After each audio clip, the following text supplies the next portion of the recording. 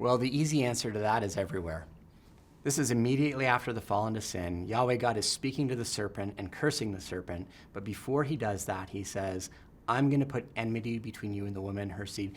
Ultimately, he's saying that there's going to be two lineages, two seeds, one of the woman, one of the serpent.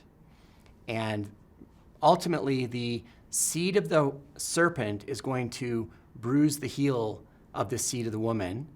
And how does, I like to say to my kids, how does a slithering snake kill, a poisonous slithering snake kill a person? Well, they slither up to the heel and bite and inject poison.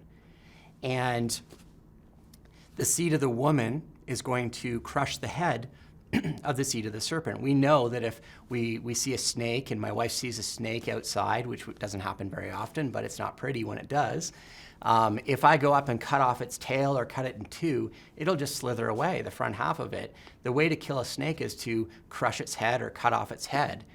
And in a similar way, this is an image of two lineages that are going to come, and they are going to be in conflict with one another, but ultimately, the ultimate seed of the woman is going to prevail, even though he's going to die a real death. Now, that's a picture. We would never get this from Genesis 3:15, but as we see the progress of Revelation through the Old Testament and then the New, and as we see Jesus dying a real death on the cross, he's winning the ultimate victory over Satan, sin, death, hell for us.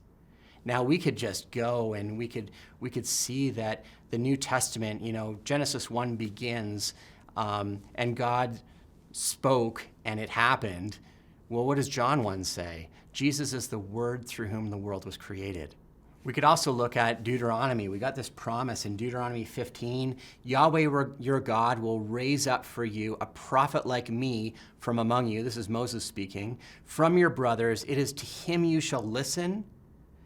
And verse 18, I will raise up for them a prophet like you, this is Yahweh speaking, from among their brothers, and I will put my words in his mouth, and he shall speak to them all that I command him.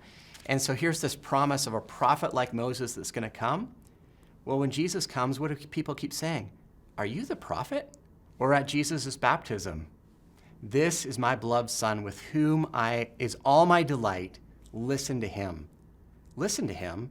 That sounds a whole lot like listen to him in Deuteronomy 18. You should listen to him. Jesus is also the ultimate sacrifice that purchased us out of sin, death, and hell. Isn't that wonderful that all throughout the Pentateuch, we've got these pointers to Jesus, and the New Testament often shows us, here's how Jesus fulfilled these things. And we as readers often are so much less familiar with the Pentateuch, more familiar with the New Testament, but I hope we can just dive deeply into the Pentateuch, be equipped to read it on our own, notice some details, and then when we read the New Testament, we'll see things in a lot more plasma, color, awesome, high definition, whatever the latest, greatest technology is as we're reading.